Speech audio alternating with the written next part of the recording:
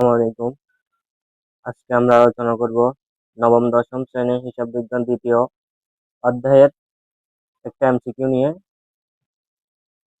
জনাব সোহাইল 2023 সালে 1 জানুয়ারি নগদ 1,00,000 টাকা, কয়েক লক্ষ 50,000 টাকা ব্যাংক ঋণ এবং 50,000 টাকা আসবাবপত্র নিয়ে ব্যবসা আরম্ভ করেন। জনাব সোহাইলের মালিকানা সত্ত্বের পরিমাণ কত?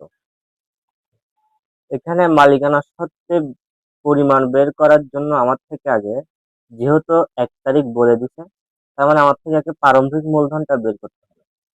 কারণ আমাদের মালিকানা সত্ত্ব বের করার জন্য যে 4টা জিনিস প্রয়োজন হয়: মূলধন, আয়, ব্যয়, উত্তোলন। এখানে আমি দেখতেছি নগদ, 1 তারিখ, সম্পদ, ব্যাংক ঋণ, যে যদি যা করি তাহলে সম্পদ প্লাস দায় এবং আয়পত্র সম্পদ। এখানে আমি বের করতেছি। প্রথমে আমাদের থেকে প্রারম্ভিক মূলধনটাকে বের করতে হবে। তাহলে প্রারম্ভিক মূলধনের সূত্রটা আমরা লিখি। প্রারম্ভিক মূলধন সূত্রটা প্রারম্ভিক মোট সম্পদ, প্রারম্ভিক মোট সম্পদ বিয়োগ প্রারম্ভিক মোট দায়।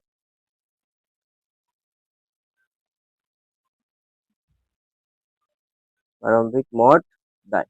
দেখেন, এখানে আমরা যদি নগদ প্রথমটা যা বাজার করি তাহলে নগদান ডেবিট, মূলধন ক্রেডিট, মানে সম্পদ। তাহলে নগদান 1,00,000 টাকা। তারপরে আসে ব্যাংক ঋণ। ব্যাংক ঋণ একদিকে সম্পদ, একদিকে দায়। যদি আপনি চান এটা লিখবেন না, স্কিপ করতে পারেন, কোনো সমস্যা নাই। তারপরে আসি আসবাবপত্র সম্পদ যোগ 50,000 টাকা। ঠিক আছে, এই দুইটা দিলেই যথেষ্ট। তাহলে মোট যোগ করলে কত আসবে? 1,50,000 টাকা। 1,50,000 খ নং উত্তর। আর যদি দেখেন, যদি না বুঝেন, আর একটু বিস্তারিত বলে দিচ্ছি। দেখেন, নগদ 1,00,000 ঠিক আছে, মোট সম্পদ, এটা হচ্ছে প্রারম্ভিক মোট সম্পদের পরিমাণ নির্ণয় করতেছি। নগদ 1,00,000 টাকা। আচ্ছা, এটা হচ্ছে প্রারম্ভিক মোট সম্পদ, প্রারম্ভিক মোট সম্পদ। ঠিক আছে, 1,00,000। তারপরে দেখেন ব্যাংক ঋণ। ব্যাংক ঋণের যদি আমরা জাবেদা করি, দেখেন ব্যাংক ঋণের জাবেদা করলে হয় ব্যাংক হিসাব। ব্যাংক হিসাব হয় হচ্ছে যে ডেবিট, আর যে ঋণটা নিছি এটা তো দায়। তো দায় যদি বৃদ্ধি পায় তাহলে ক্রেডিট হয়। তাহলে ব্যাংক ঋণ, ব্যাংক ঋণ হিসাব ক্রেডিট। ঠিক আছে, তাহলে দেখেন এখানে ব্যাংক সম্পদ, ব্যাংক ঋণ তো দায়।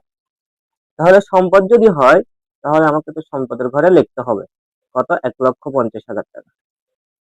ঠিক আছে, তারপর দেখেন আসবাবপত্র 50,000 টাকা। তাহলে আমি যদি সবগুলো যোগ করি তাহলে 3,00,000 টাকা আসতেছে। 3,00,000।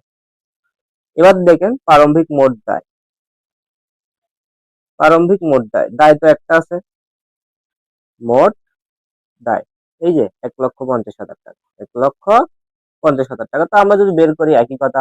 এখানে 3,00,000 থেকে যদি যখন আমরা দেখেন প্রারম্ভিক মূলধন, প্রারম্ভিক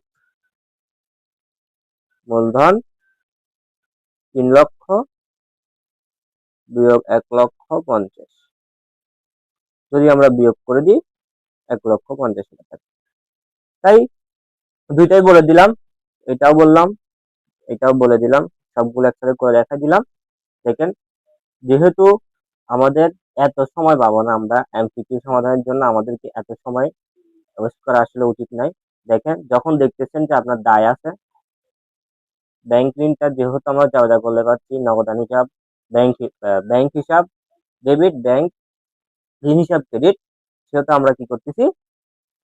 একবার নগদের সাথে, একবার সম্পদের সাথে যোগ করতেছি প্রারম্ভিক সম্পদের সাথে, আর একবার দায় থেকে মূলধন নির্ণয় করার ক্ষেত্রে দায় থেকে বিয়োগ দিচ্ছি সম্পদ থেকে। দেখেন, যদি 1 তারিখ বলছে জন্য এটা কি হয়েছে? প্রারম্ভিক। এখানে 1 তারিখের জায়গায় যদি 31 তারিখ থাকে তাহলে এটা সমাপনী। ভালোভাবে মাথায় রাখবেন, 1 তারিখ বললে, 1 তারিখ যদি বলে, 1 তারিখ বলে তাহলে হবে যে প্রারম্ভিক, প্রারম্ভিক। ঠিক আছে, আর যদি সমাপনী মানে 31, 31 বলে তাহলে হবে যে সমাপনী। সমাপনী প্রারম্ভিক মানে শুরু, সমাপনী মানে শেষ। ঠিক আছে, 1 তারিখ প্রারম্ভিক, 31 তারিখ সমাপনী। প্রারম্ভিক মানে শুরু, সমাপনী মানে শেষ। ঠিক আছে, তাহলে আমাদের এটার উত্তরটা কত হবে? 1,50,000 টাকা।